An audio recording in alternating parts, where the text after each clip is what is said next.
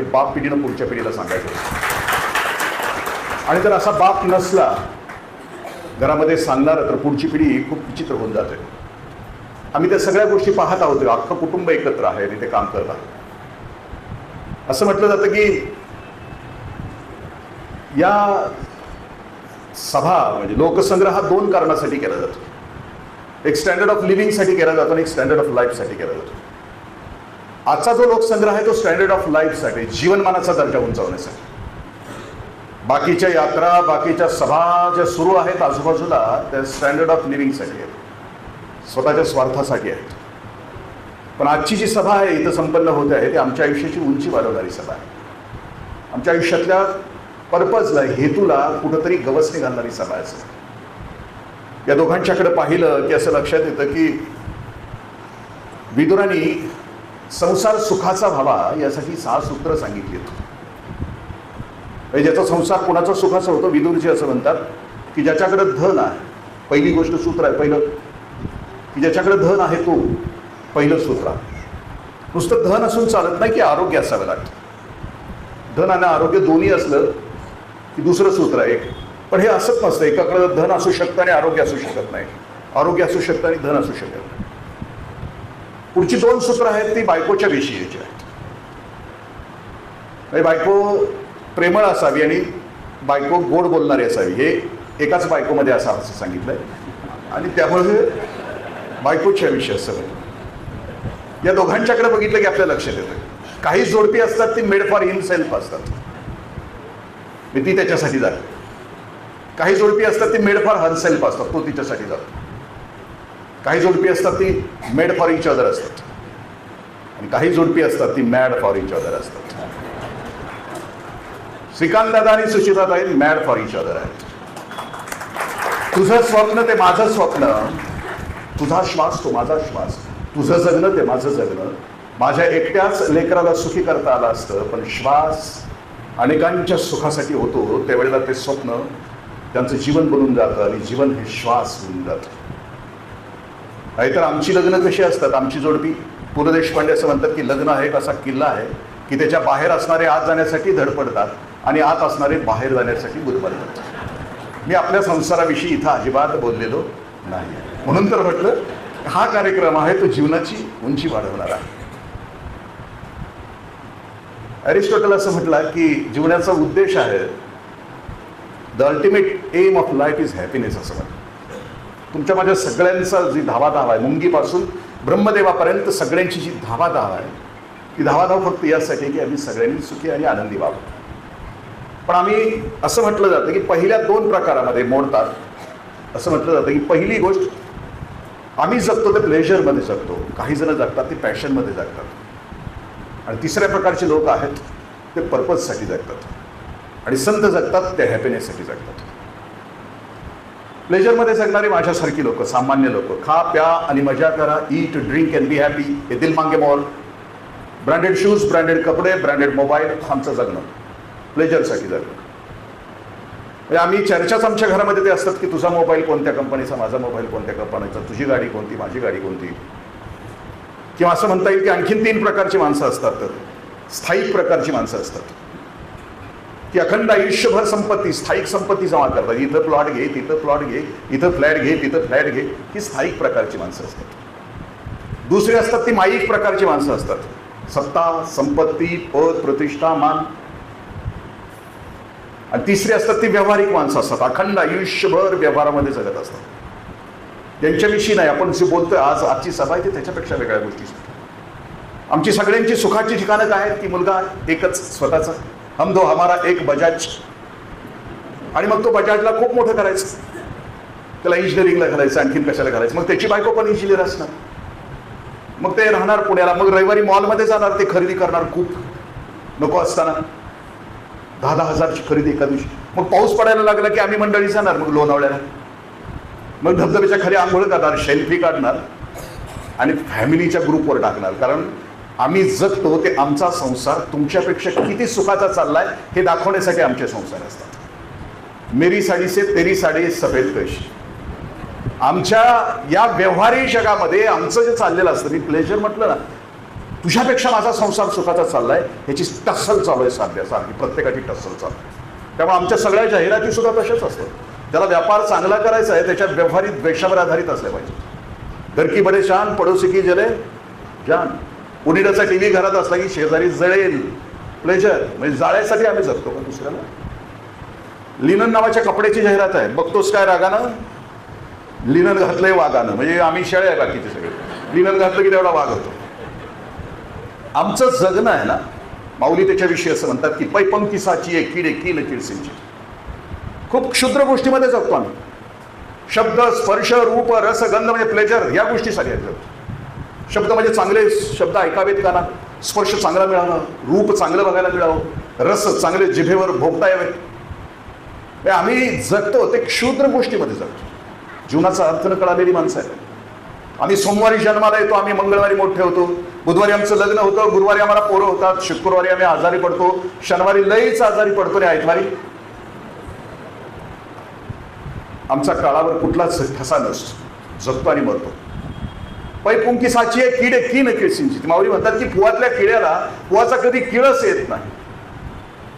आम्हाला सुद्धा या गोष्टीचा कधी किळस येत नाही. दिवसभर आम्ही जे जगतो त्या जगण्यामध्ये संध्याकाळी आम्ही झोपताना विचार केला, एखादी तरी शलाका आमच्या दिवसभराच्या आयुष्यामध्ये एक तरी क्षण असा गेला तर तो जो दिव्यत्वाचा होता, अनेकांना भारावून टाकणारा होता, एखाद्याला सुखी करणारा होता. दिवसातला एकही क्षण असा नसतो तर आयुष्याच्या शेवटी किती क्षण आम्ही गोळा करू शकू की जाताना सांगते असं. कारण तुकोबाराय असं म्हणतात की येईल शेवटी कोण कामा काय जाब देशी यमदूता. या 3.5 हाताच्या देहाचा काय जाब देशील असं ते प्रश्न विचारतात. दुसरी माणसं असतात ती पॅशनसाठी जगतात. इकेगाई नावाचं आपण पुस्तक वाचलं असेल. पॅशन या शब्दाचा अर्थ की निसर्गानं प्रत्येकाला कोणती तरी बुद्धी दिली. कुणाला संगीत दिलं, साहित्य दिलं, कला, क्रीडा, नाट्य, त्याला जे दिलं त्याच्यामध्ये तो आयुष्य घालवतो. आणि तिसरी जी गोष्ट मी आपल्याशी आज आपण बोलतो आहे, आजची जी सभा आहे ती पर्पजसाठी. म्हणजे ज्याला आपल्या आयुष्याचा हेतू समजला. या 3.5 हाताच्या देहाचं करायचं काय आहे? म्हणजे मी जन्माला यायच्या अगोदर सुद्धा ही पृथ्वी होती, 6 ऋतू होते, मी मेल्यानंतर सुद्धा पृथ्वी असणार आहे, 6 ऋतू संपणार आहे. माझं या पृथ्वीवरचं अस्तित्व एका बुडबुड्यासारखा आहे, क्षणभरासारखा. मग हे 3.5 हाताचा देह जो दिलाय, मन दिलं, बुद्धी दिली, शरीर दिलं, इतकं ऐश्वर्य त्यानं दिलं आम्हाला, तर त्याचं नेमकं काय करायचं हा पर्पज, हेतू ज्याला समजतो तो खूप उदात्त आयुष्य जगतो. व्हिक्टर फ्रँकल नावाचा एक ज्यू मानसशास्त्रज्ञ, त्याचं एक पुस्तक आहे अर्थाच्या शोधात, छोटंसं पुस्तक आहे. चुकून वाचायची सवय असली तर त्याचं आपल्याला वाचू शकतो आपण. कारण आमचं स्क्रीन टायमिंग आता 13 ते 17 तासाचं आहे आमच्या सगळ्यांचं. खूप प्रेम आहे त्या स्क्रीनवर आमचं. आणि आम्हाला 40 सेकंदाच्या वर आमची रील गेली तर आम्ही बघत नाही. आता त्याच्यावर संशोधनांती असं झालंय की ते स्क्रीनवर पूर्वी कोरोनाच्या अगोदर 4 मिनिटाचं चालायचं ते काय ते तसलं टॉप चीनचं ॲप होतं ते टिकटॉक. आता ते 40 सेकंदावर आमचं आलं. इतकं मेंटल डिस्ट्रॅक्शन झालं. आपला विषय असा चालला होता की ते व्हिक्टर फ्रँकलला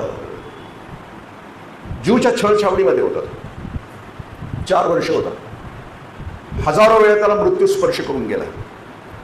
कधी गॅस चेंबरमध्ये समोर त्याच्या प्रेत जायची, ओढलं जायचं, त्याला शॉक बसलेला होता, तरी तो जगत होता. त्या नकारात्मक वातावरणामध्ये जगत होता. आणि जगल्यानंतर तो बाहेर आला आणि त्याला स्वतःलाच प्रश्न विचारायला सुरुवात केली की मी का जगलो, आणि मग जगण्याच्या प्रेरणा कोणत्या असतील माणसाच्या. आणि मग तो जगभर हिंडत राहिला, सर्वे करत राहिला. आणि त्या सर्वेनंतर त्याच्या असं लक्षात आलं की माणसाच्या जगण्याच्या प्रेरणा कोणकोणत्या आहेत.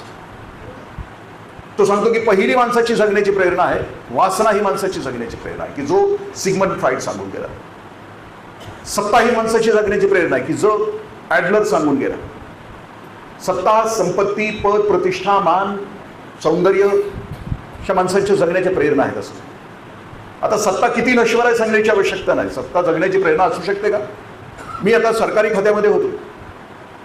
मी ऑफिसला ज्या ऑफिसमध्ये जायचो तिथला तो माझा शिपाई असा 90 डिग्रीत वाकायचा. मी ज्यावेळेला ऑफिसमध्ये जायचो, आता नाहीये, मी VRS घेतली, आता तो घासून गेला तरी माझ्याकडे बघत नाही. सत्ता इतकी नश्वर आहे. हे माझी झालेले आहेत ना, खूप विचित्र आहेत. मी निवृत्त झालेल्या माझे जे सिनियर अधिकारी आहेत किंवा पुण्यामध्ये जी मंडळी आहेत का नाही, त्यांच्या घरी जातो मी कितीतरी वेळा. मुश्किल असतं, कारण आयुष्यभर हसत नाहीत ना. कारण अधिकार पदावर असलं तर हसायचं नसतं ना, गंभीर चेहऱ्याने जगायचं असतं. आणि रिटायर झाल्यानंतर हसतच नाहीत ना ही मंडळी. अखंड आयुष्यभर चौकोनी चेहरा घेऊन जगणारी माणसं कशी असणार? निसर्गानं माणूस नावाच्या प्राण्याला हास्य दिलं आहे ते विसरलेलीच असतात. कायम चेहऱ्यावर 12 वाजलेले असतात. 4 एरडेलच्या बाटल्या पिल्यासारखं थोबाड घेऊन जगणारी ही माणसं जगणार कशी? मग यांच्याबरोबर मी सकाळी उठलो की मॉर्निंग वॉकला, आज माझं मॉर्निंग वॉक लय भारी झालं. तिकडं प्रयास वन वगैरे तिकडं जाऊन आलो मी. पण त्यांच्याबरोबर गेलो की सकाळी त्या नाना नानी पार्कमध्ये जावं लागतं रिटायर झालेल्या माणसांच्या बरोबर. मग त्यांना हसवायला एक माणूस येतो, ते काहीतरी हास्ययोग नावाचा प्रकार आहे आणि ते असं हसवत असतंय खो खो खो खो खो खो खो. मी बाकड्यावर बसलेला असतोय आणि इकडून एक रस्त्यावर लहान मुलगा चाललेला असतोय, ते ह्यांच्याकडे बघून हसतंय. म्हणजे माझं जमनिक होतं की हे खरं का ते खरं. सत्ता नश्वर आहे, क्षणभंगूर आहे. सत्ता संपल्यानंतरची कितीतरी माणसं चेहऱ्यावर माशा बसून मेलेली आहेत. कारण सत्ता ही त्यांची तत्कालिक ऊर्जा आहे, पण सत्ता संपल्यानंतर यांचं जगणं खूप मुश्किल असतं. कुठल्याही क्षेत्रातली सत्ता असो, घरातली सुद्धा. कुणी राग म्हणजे घेऊ नका, मनावर घेऊ नका, आपल्या लक्षात येईल. कारण आपली ही गात्रक शिथिल होतात. सगळ्या सत्ता एक दिवशी संपत असतात. ते वयाने संपत असतील, आयुष्याच्या मर्यादेने संपत असतील. संपत्ती ही माणसाची जगण्याची कितीतरी माणसं रोज कसली वेड्यासारखी धावत असतात उठल्यापासून झोपेपर्यंत. त्या इकेगाईमध्ये ते असं म्हणतंय, त्याच्यावर संशोधन केलेलं, ज्याला दीर्घायुष्य हवंय ना त्यानं त्याच्यासाठी पहिलं सूत्र सांगितलं, स्लो डाऊन युअर लाईफ. तुमचं आयुष्य आहे ना त्याची गती कमी करा, हे उठल्यापासून झोपेपर्यंत.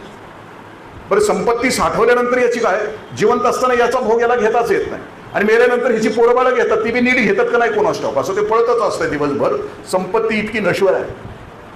ज्यानं लक्ष्मीचं चित्र काढलं ना तो खूप बुद्धिमान आहे.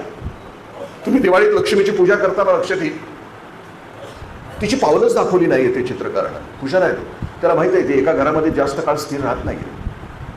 म्हणून ती सत्ता संपत्ती नश्वर आहे. पद प्रतिष्ठा, आता पद तर मी तुम्हाला सांगितलं, आता मला माझी म्हटलं जातं, फ्यूज गेलेली आहे, माझं फ्यूज गेलेला बल्ब आहे, पण ते हुकच माझी माझी माझी लावत असते. का लावत असते माहित आहे? प्रतिष्ठा, मान, सौंदर्य, सौंदर्य तर तितकंच नश्वर आहे. मी विपश्यनाची शिबिरं केली. एका प्रवचनामध्ये गोयंका गुरुजी असं म्हणतात की सौंदर्य किती असतं आणि सौंदर्य कधी भासतं माणसाला, की ज्या वेळेला तुमच्या मनामध्ये वासना असते त्यावेळेला सौंदर्य तुम्हाला वाटतं. रात का वक्त है, पत्नी नजदीक है, वासना दिल में है, पत्नी के बालों में हाथ घुमाता है और कहता है कितने सुंदर है तेरे बाल, कितने सुंदर है तेरे बाल. रात गई, बात चली गई, सुबह के खाने में रात के बाल आ गए तो कहता है किसके है ये बाल, किसके है बाल, बाल बाल करके सारे घर को सर पर उठा लेता है. सौंदर्य इतकं नश्वर आहे आणि आम्ही सगळेजण त्याच्या पाठीमागे लागत असतो. आता मात्र व्हिक्टर फ्रँकल असं म्हणतो की माणसाची सगळ्यात उत्कट जगण्याची प्रेरणा कोणती आहे? तो म्हणतो की दुसऱ्याचं जीवन समृद्ध करता करता आपलं जगणं समृद्ध करणं ही जगातील सगळ्यात उत्कटाची प्रेरणा.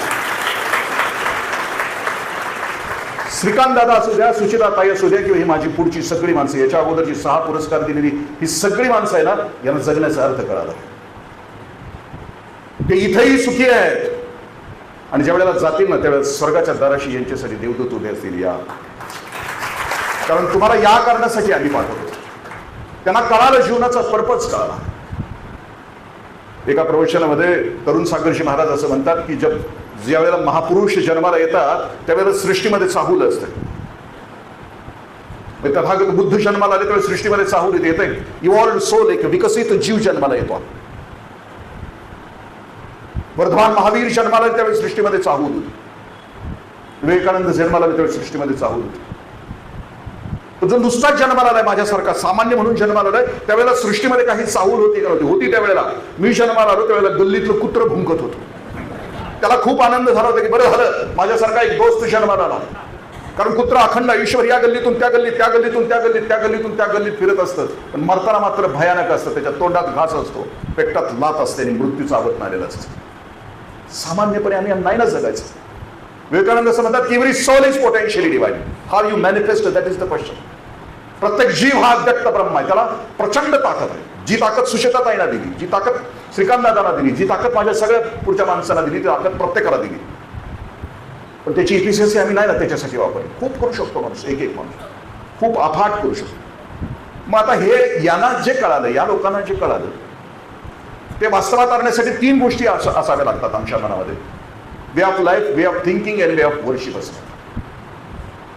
आयुष्याचा हेतू समजला, कारण आयुष्याचे हेतू समजणारे 2 दिवस असतात. माणसाच्या आयुष्यातले 2 दिवस महत्वाचे असतात. एक जन्माला आलो तो दिवस आणि ज्या दिवशी मी का जन्माला आलो आहे, मी कशासाठी जन्माला आलो, हे ज्या दिवशी समजतो तो दुसरा दिवस आहे. आणि तिथून मुळे जी झेप आहे, माझं स्वतःचं लेकरू दिसतं आहे या दोघांना, आणि मग माझं स्वतःचं लेकरू ज्या वेळेला झेप घेत आहे त्यावेळेला आता 155 लेकरांना मी झेप त्यांच्या पंखाला बळ देणार आहे. तो ज्या वेळेला होतो ना, तो विकास ज्या वेळेला होतो, तो वे ऑफ लाईफ या शब्दाचा अर्थ आहे की मी स्वतः आयुष्यभर ठरवत नाही की मी इथून संपणार आहे.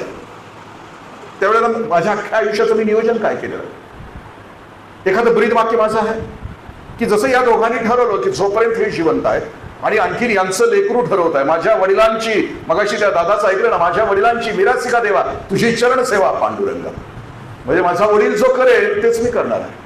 पुढच्या पिढीनं काय करायचं असतं, मग एक सुखी केल्यानंतर पुढचं सुख. ब्रीद वाक्य मी ठरवलं का काय माझ्या आयुष्याचं, अखंड आयुष्याचं. जसं की तथागत बुद्धांचं ब्रीद वाक्य होतं, मास्टर सेंटेन्स होतं, आत्मदीप भव. मी दुःखमुक्त झालो तर मला अख्खा समाज दुःखमुक्त करायचं. मी नामदेवरायांना विचारलं की तुमचं ब्रीद वाक्य काय आहे, मास्टर सेंटेन्स काय, ते सांगतील की ज्ञानदीप लावू जगी नाचू कीर्तनाचे जगी. मला कीर्तनाचं सामर्थ्य दिलं आहे तर कीर्तनानं लोकांच्या अंतःकरणामध्ये ज्ञानाचा दिवा मी प्रज्वलित करेन. विवेकानंदांना विचारलं तर आत्मनव मोक्षार्थ जगत हिताय, मी आत्मस्वरूपाला प्राप्त होईलच पण जगाच्या कल्याणासाठी काम करेन. ज्ञानेश्वर माऊलीने विचारलं की तुमचं ब्रीद वाक्य काय, अवघाची संसार सुखाचा करीनं आनंदे भरीन तिने लोक. 16 वर्षाच्या बाळाचं ब्रीद वाक्य आहे, अवघाची संसार.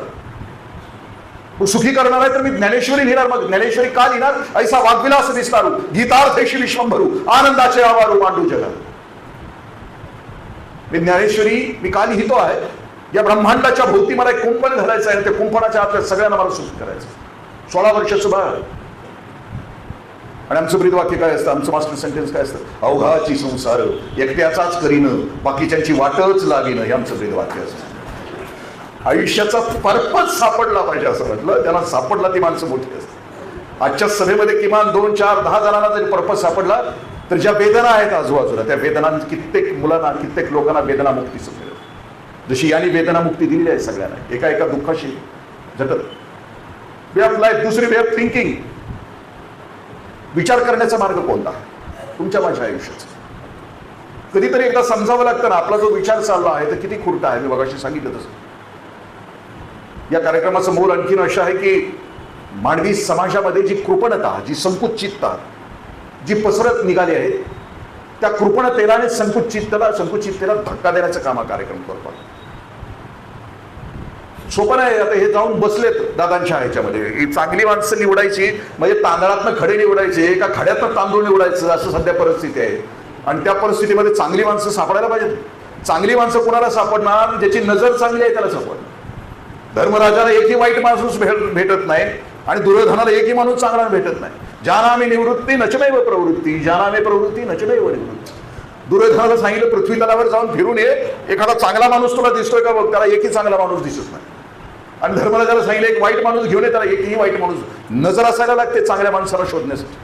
आणि जोपर्यंत चांगल्या माणसाला शोधून चांगल्या ठिकाणी आणून चांगला सत्कार करण्याची समाजामध्ये आता थोडीशी ही सुरू आहे, ही दुगदुगी आहे, तोपर्यंत समाज जिवंत राहण्याची लक्षणं आहेत. जसं की विनोबाजी असं म्हणतात की भ्रष्टाचाराला माझा विरोध नाही, पण भ्रष्टाचारी व्यक्तीला मिळणाऱ्या प्रतिष्ठेला माझा विरोध आहे. आजचा जो आहे, आज जी प्रतिष्ठा मिळते आहे, आज आम्ही प्रतिष्ठा देतोय कोणाला. जसं की सुरेश भट म्हणतात की घालू नका माझ्या गळा हार कोणी यार हो, मी कोणाचा गळा कापला यार हो. म्हणजे आज अशा लोकांच्या गळ्यामध्ये हार पडतायत की जे लोकांचे गळे कापतायत. असं मी नाही म्हणत, असं सुरेश भट म्हणतात. पण आज हार सन्मानानं की जिथं हाराचा त्या फुलांचाही सन्मान व्हावा. खरा ज्या दिवशी आम्ही भ्रष्टाचारी, म्हणजे विनोबाजी असं म्हणतात की ज्या दिवशी आम्ही भ्रष्टाचारी आणि पापी लोकांचा सत्कार करणं बंद करू, त्यांच्या पुढे पुढे करण्याचं बंद करू, त्या दिवशी समाज चारित्र्यावर येऊन जाईल. त्यावेळेला चांगुलपणा समाजामध्ये येऊन जाईल. वे ऑफ थिंकिंग, आम्ही विचार करत असताना या गोष्टी करत राहिलो तर या गोष्टी. आणि way of worship. Way of worship या शब्दाचा अर्थ असा आहे की जाताना माणसाचं आयुष्य चांगलं गेलं, कसं गेलं हे कसं शोधायचं असतं. मी आता म्हटलं ना, जसं की डॉक्टर अनिल अवचट सरांचा एक लेख आला होता व्हॉट्सअप युनिव्हर्सिटीमध्ये की मृत्यूच्या अगोदर, की माझा अंत्यसंस्कार होत असताना समाजामध्ये माझ्याविषयी एवढी चर्चा करा की हा माणूस माणूस म्हणून जगला. आपल्या अख्ख्या आयुष्याचा हिशोब कुठं असतो? मृत्यूच्या वेळेला असतो, एका क्षणात. म्हणजे आम्ही जिल्हा परिषदेच्या शाळेत होतो लहानपणी, आणि 1 मेला आमचा निकाल असायचा. 1 मेला असं लाईन मध्ये उभं राहायचं, मग निकालाचं गुरुजी वाचायचे निकाल, आणि मग आमचं नाव यायचं इंद्रजित दत्ताजीराव देशमुख, पास. एका सेकंदात पास. बरं का, वर्षभर यांच्या छड्या खाल्लेत, कविता म्हटले, त्यांचं पाडपाठ करलेत, अंगठं धरलेत, वर्षभर निबार मार खाल्ला यांचा, आणि एका सेकंदात आमचा निकाल लावलाय की पास.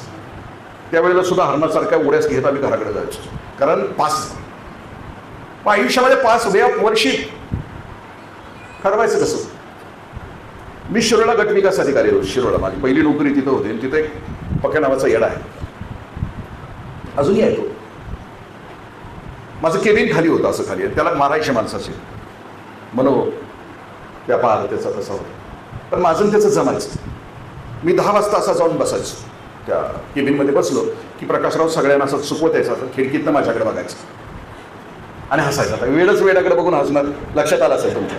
मग ह्याच्यापासून जी बोलते ती वेळच आहे, आपल्या लक्षात आलं. राठी साहेबांनी मला बोलवावं, 14 तास प्रवास करून इथं यावं, किती 40 मिनिटासाठी यावं. मग येण्याचंच काम आहे, दुसरं कोणाचं काम आहे?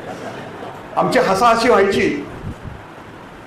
तर त्याच्या कामाला मी माझ्या कामाला संध्याकाळी यायचो, आणि संध्याकाळी मी त्या कट्ट्यावर बसायचो, पंचायत समितीच्या झेंड्याच्या कट्ट्यावर. प्रकाशराव यायचे, मग आमची कॉन्फरन्स सुरू व्हायची. मग कॉन्फरन्स सुरू झाली की प्रकाशरावला विचारायचं की आज काय विशेष, आज कुणी गेलंय, शिरोळमधलं कोण गेलं असलं, वर गेलं असलं तर विचारायचं. मग त्याला विचारायचं आज शिरोळमधलं जे वर गेलं ते कुठं गेलं? स्वर्गात गेलं तर प्रकाशराव म्हणणार हा, नरकात गेलं तर तो म्हणणार हा. मग म्हणायचं प्रकाशराव निरूपण करा ना, स्वर्गात गेले ठरवलं कसं काय? तुम्ही आजचं गिराईक स्वर्गात गेले ठरवलं कसं? आमच्याकडे स्मशानभूमी आहे, तुमच्याकडे कसं आहे माहित नाही. आमच्याकडे स्मशानभूमी असते, ते प्रेत जळत असते. प्रेतामध्ये अण्णा मामा तात्या, ते कुणी रॉकेल टाकते, कुणी मीठ टाकते. इकडे गटागटानं माणसं बसलेली असतात, दारूवाली जवळ, गुटखावाले तंबाखूवाले जवळ. तिथं सुद्धा गटबाजी सोडत नाही. स्मशानात ती जागा आहे का गटबाजी करण्याची, पण तिथं सुद्धा सोडत. मग प्रकाशराव सांगतो की नरकात गेलं याच्याविषयी शिकायचे. प्रकाशराव असं म्हणायचं की सर तिथं चर्चा होती की ह्याच्या आधीच मारायला पाहिजे, अजून जगला असतं तर किती जणांचं वाटोळं केलं असतं कुणास ठाऊक, किती जणांच्या कामाच्या आडवा आलं असतं कुणास ठाऊक. प्रकाशरावचा साधा सिद्धांत आहे की ज्या वेळेला प्रेत जळत असताना माणसं जर म्हणत असतील की हे ह्याच्या आधी मारायला पाहिजे, तर समजून चालायचं की हे नरकात गेले. म्हणजे प्रकाशरावला म्हटलं स्वर्गात गेले याच्याविषयीचा काय सिद्धांत आहे? मग प्रकाशराव म्हणायचं की सर अंत्ययात्रा निघाली असताना कोण कोणाशी बोलत नव्हतं. प्रत्येकाची पावलं जड झाली होती. प्रत्येकाला वाटत होतं की आपलंच काळीच आपल्यासोबत प्रवास करत आहे. आणि सर अंत्यसंस्कार होत असताना गटबाजी नव्हती कोणी. प्रत्येकाला असंच वाटत होतं की माझंच कोणीतरीच. आणि प्रत्येकाचा आक्रोश आतून सांगितला जात होता, अरे हे अजून असायला पाहिजे, अजून असायला पाहिजे. याचा असणं अनेकांच्यासाठी कल्याणकारी होतं, याचा असणं अनेकांच्यासाठी सुखदायक होतं. या वर्षी अखंड आयुष्य सोपं नाहीये. मी ज्या रे शिक्षण संस्थेमध्ये शिकलो ना, कर्मवीरांच्या आयुष्यामध्ये 33 हार्ट अटॅक आले. 33. Just imagine. आपल्याला पहिल्या अटॅक मध्ये गेलेलं माहित आहे का? आपल्याकडे हिशोबच असतो आजूबाजूला. लईच चिवट असलं तर दुसऱ्याच जाते. लईच चिवट आता राहिलेच, त्याला फ्लॅट घ्यायचा, त्याला प्लॉट घेऊन राहिले. लईच चिवट असलं तर ते दुसरे. पण तुमच्या माझ्या इतिहासामध्ये 3ऱ्या अटॅक मध्ये जगलाय असं बघितलं नाही. पण कुणी असेल हिस्टोरियन तर मला सांगा, नाही जगलेलं, जगू शकत नाही. पण पहिला अटॅक येऊन गेल्यानंतर याचं घरातलं राहणं सरळ असतं का? इथं बसू नको, तिथं बसू नको, हे खाऊ नको, ते खाऊ नको. टॉयलेटला गेलं तरी बायका पोर वाट बघत बस, येतंय.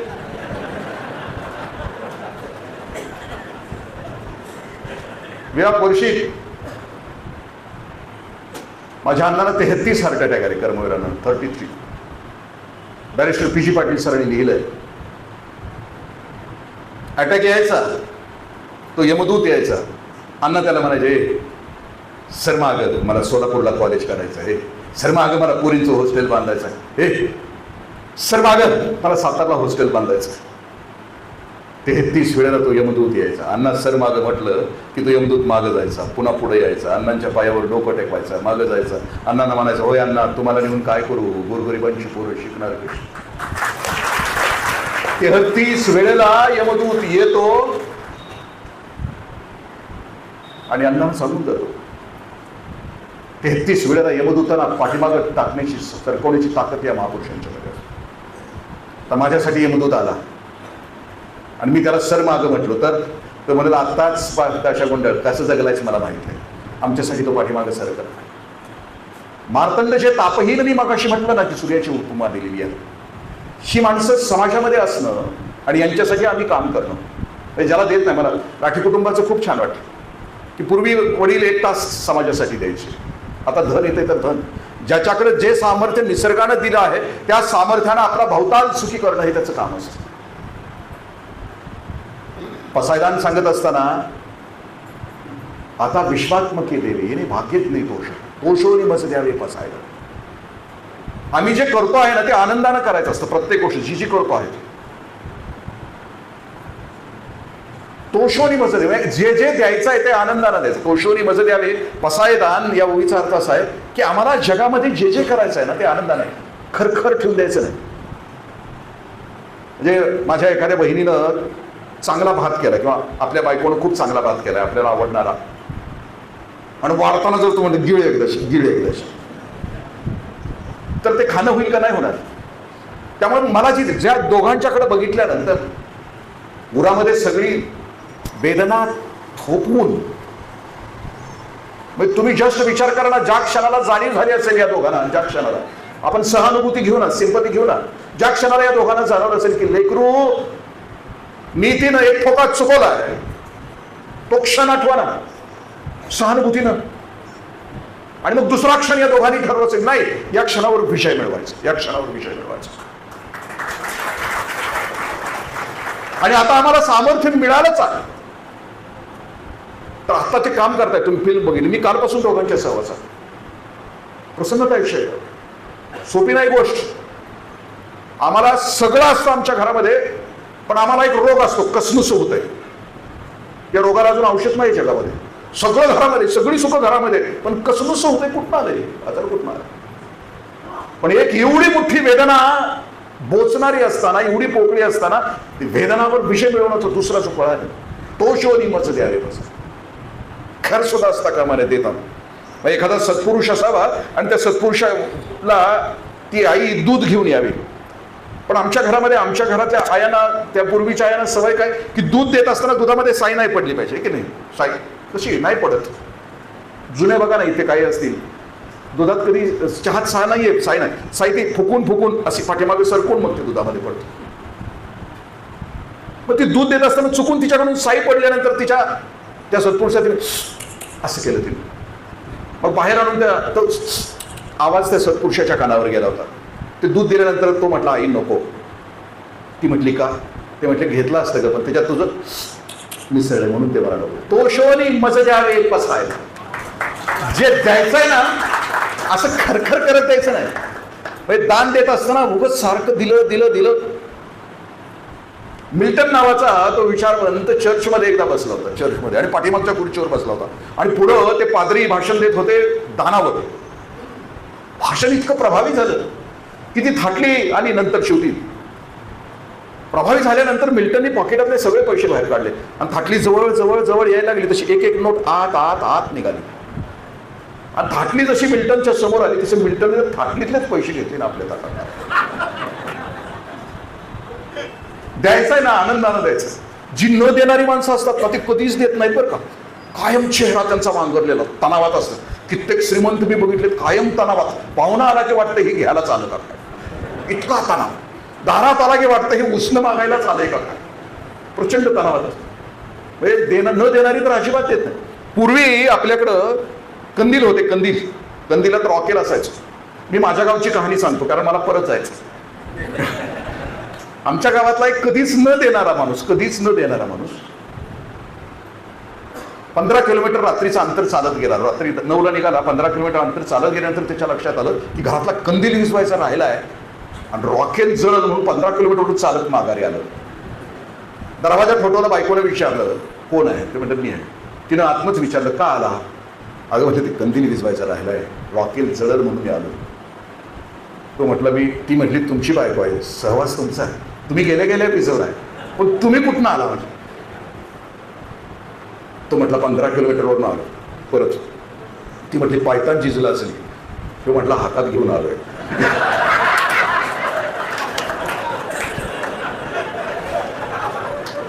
हे वर्णन करत असताना एकमेकाकडे बघू नका. चुकून हे कोणाला लागू पडत असेल तर तो योगायोग सांगतो. तोषोनी मजे द्यावे, जे द्यायचं आहे ते आनंदानं द्यायचं, खुल्या मनानं द्यायचं, असं त्याच्यामध्ये कुठली खरं असतं का? पसायदान या शब्दाचा अर्थ खूप सुंदर आहे. प्रसाद, पसायदान म्हणजे प्रसाद. प्रसाद शब्दाचा लॉंग फॉर्म आहे प्रत्यक्ष साक्षात दर्शन म्हणजे प्रसाद. ही माणसं कशी आहेत बघा. माझ्या घरी कर्मवीर अण्णा यायचे. माझे चुलते नास्तिक होते आणि माझे वडील आस्तिक होते.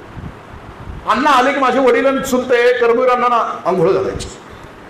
अण्णा म्हणे येडाय का भाऊ तुम्ही, मला कशाला आंघोळ घालताय? अरे चुलते असं म्हणायचे, अरे भाऊराव जगाची पोरं शिकावीत म्हणून वनवन हिंडतायस.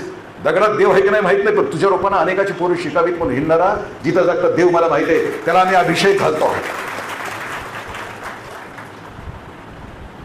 पसायदान या शब्दाचा अर्थ असा आहे की स्वतःसाठी मागितली जाते ती भीक,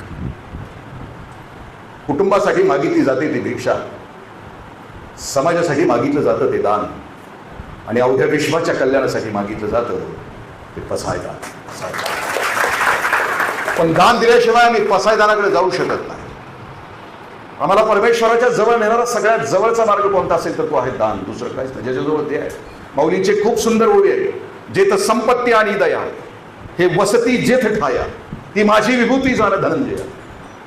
संपत्ती आहे आणि देण्याची ताणत आहे अशी जी माणसं असतात जगामध्ये, ते माझंच रूप आहे असं माऊली म्हणतात. आम्हाला आज जाताना ते तत्व जर बोलता आलं तर ते आम्हाला करता येईल. द लास्ट समारोप हा कार्यक्रम संवेदनशील द्यायचा. म्हणजे लावण्य रेखा नावाच्या कवितेमध्ये बाबू बोरकर असं म्हणतात की तेच डोळे देखणे जे कोंडिती साऱ्यांना भा, ओळीती दुःखे जनांच्या सांडिती नेत्र करा. डोळे देखणे कुठले आहेत? रेब्यांचा गॉगल घातलेले डोळे देखणे आहेत का? आयब्रो केलेले डोळे देखणे आहेत का? तेच डोळे देखणे जे कोंडिती साऱ्यांना भा, ओळीती दुःखे जनांच्या सांडिती नेत्र करा. डोळे तेच देखणे आहेत की ज्या डोळ्यामध्ये दुसऱ्याच्या दुःखानं वेदनेनं टचकन पाणी येते, ते डोळे देखणे आहेत. आपण सगळेजण या सभागृहातले आलेलो आहोत. तुमच्या माझ्या सगळ्यांच्या मध्ये ती संवेदना आहे, म्हणून तर आपण या सभागृहामध्ये आहोत. सोपं नाही. तुमच्या सगळ्यांना मला माझा नमस्कार. अशा कार्यक्रमाला कोण येणार आहे? पण आहे संवेदनशील, अजूनही धुगधुगी आहे म्हणून तुम्ही आलेला. आणि संवेदना असते कशी त्याचा बोलतो मी माझ्या वाणीला विराम देतो. कदाचित व्हॉट्सअप युनिव्हर्सिटीमध्ये ती माझ्या ऑडिओमधून आपल्यापर्यंत आली पण असेल कहाणी. पोस्टमन आहे, बदली होऊन आला आहे नवीन गावाला. टपाल टाकता टाकता गावाच्या बाहेरच्या वस्तीवर तो गेला. ऊन तापलंय. वस्तीवरच्या एका दाराची त्यानं बेल वाजवली. त्याच्या पायात पायतान नाहीये. आतून दरवाजा उघडला जात नाही. 5 मिनिटं झाली, 10 मिनिटं झाली. पोस्टमन वैतागलाय. तो म्हणतो आता जर उघडला ना दरवाजा, कोण पण असू दे शिरीच देणार आहे. दरवाजा उघडला तर एक 16-17ची मुलगी, 17 वर्षाची मुलगी, जिला हात नाही, जिला पाय नाही, कुबडीवर उभी आहे. ती खूप छान असते काकांच्याकडे बघून. आणि ती काकांना म्हणते काका सॉरी उशीर झाला. दुसरा दिवस येतो आहे पोस्टमन, तिचं टपाल देतो आहे, बेल वाजवत आहे, पण तो थांबतो आहे. त्याला माहिती आहे पोस्टमन काकाला की आत कोण आहे. तो रोज येतो आहे. पुरीच्या लक्षात आलंय काकांच्या पायाला चप्पल नाही. दिवाळीच्या आदल्या दिवशी पोस्टमन म्हणतो की याला नाही पोस्ट मागणार मी, या पुरीला नाही मागणार पोस्ट. दिवाळीच्या दिवशी आदल्या दिवशी तिचं टपाल घेऊन पोस्टमन जातो आहे. बेल वाजते आहे आणि ही चिमुरडी चटकन दरवाजा उघडते, कारण तिला माहिती आहे दान चटकन द्यावं. बेल जेवायला जायच्या अगोदर दान करायचं. जेवण खाली आहे, विचार बदलला तर. तिला कळालंय चटकन दान द्यावं. ती दाराच्या ती चटकन दरवाजा उघडते. काकांना म्हणते काका घ्या. ती घेते आणि तिला एक छान पॅकेट केलंय तयार प्रेझेंट्स. आणि ती काकांना म्हणते काका घरी जा, उघडा. काका संध्याकाळी घरी येत आहे, पॅकेट उघडत आहे. तर त्या पूर्ण चप्पल आणली होती काकांची. तिचं जे माप घेतलं होतं ना, ते काल काकांची वाळू तुटलेली ती पावलांची खणून येते. पावलांच्यावरून त्या पूर्ण चिमुरडीने माप घेतलं होतं. बरोबर मापाची काकाची चप्पल आणली होती. काकाने रात्री चप्पल घातली. काकांना रात्रभर झोप नाही आली. पोस्टमन काका आले आणि पोस्टमास्टर त्याचं म्हणतात की सर माझी बदली करा. ते म्हणतात का? 3 महिने झाले. आता कशी काय करणार? 3 महिन्यात नाही बदली होत. पण का करायची तुझी? तुला का हवी आहे बदली? तर पोस्टमन काका सांगतात की सर, गेल्या 3 महिन्यामध्ये गावाच्या बाहेर जी वस्ती आहे त्या वस्तीमध्ये एक चिमुरडी राहते 16-17 वर्षाची, तिला पाय नाही येत सर. तर त्या पोरीनं काल माझ्यासाठी चप्पल आणली, कारण माझ्या पायात चप्पल नव्हते. मी आज तिच्या दारात गेलो, तिला पाय नाहीत, मी तिला पाय कुठून देऊ, मला नाही जायचं. मी चालत होतो अनवानी, तेव्हा माझी डोळा आले पाणी, पाहिली मी त्याला, पायच नव्हते त्याला. मी कुठला पाय देऊ तिला, मला नाही तिला तोंड दाखवता येत. मग पोस्टमन काका पुण्यामध्ये, मग सर मला 20-25 हजार तरी द्या, उचल द्या, उसने द्या, कर्ज द्या. ते म्हटले कशाच? ते म्हटले सर, निदान त्या पोरीला जयपूरला नेऊन लाकडाचे जयपूरचे फूट तरी देईल, त्याशिवाय मी झोपू शकणार नाही सर. ही जी संवेदना, ही जी वेदना आहे, ही वेदना तुमच्या माझ्या हृदयामध्ये जर असेल तरच, आणि हा जर जागर आम्ही व्यापकतेचा, विशालतेचा, मानवतेचा जागर तुम्ही आम्ही जर अखंड आयुष्यभर नाही केला तर भविष्यातल्या पिढीसाठी आम्ही काही देऊ शकणार नाही. कारण तुमची माझी पिढी आहे ना भविष्यातली. कारण बाप पिढीनं पुढच्या पिढीला जगण्याच्या लायकीचा समाज करून मग मरायचा असतो. तुम्ही आम्ही कुठला समाज केला आमच्या पोरांच्यासाठी? जात, धर्म, पंथ, हिंसा, घृणा, द्वेष, मत्सर, कोणता समाज? हे आणेवाली नसलो, हे येणाऱ्या पिढ्यानं आम्हाला तुमच्यासाठी एक असं जग तयार करायचं आहे की ज्या रस्त्यावरून तुम्ही जाल त्या रस्त्यावर आम्हाला प्रकाशाची विजय करायची. बरं, तुम्ही ज्या रस्त्यावरून जाल त्या रस्त्याच्या डाव्या उजव्या बाजूला आम्हाला सौख्याची उद्यानं तयार करायची. काय आम्ही पुढच्या पिढीसाठी करून ठेवलं आहे? घृणा, मत्सर, द्वेष, हिंसा, बेईमानी, फसवणूक पावला पावला. तुमचं माझं पोरगं उद्या गेलं समाजाच्या बाजारात. नो किड्स मुवमेंट आज जगामध्ये सुरू आहे 2 कारणासाठी. पहिलं कारण आहे की स्वच्छंदी जगायचं आहे, आणि दुसरी नो किड्स मुवमेंट यासाठी सुरू आहे की जाणकार आईबाप असं म्हणतात की पोराला जन्म दिला आम्ही या जगामध्ये तर त्यांच्यासाठी नरकच आहे, कशी जगतील ती पोरं? पावला पावलाला तुमच्या माझ्या पोरासाठी बेईमानी, गद्दारी, फसवणूक, भ्रष्टाचार, पाप आहे. सुरेश भटांच्या भाषेत सांगायचं झालं तर अजूनही हा खोल घाव नाही, अजूनही हा सूर्याला सराव नाही. पावला पावलाला तुमच्या माझ्या पोरासाठी आम्ही घाव घालून ठेवलेले आहेत. हा व्यापकता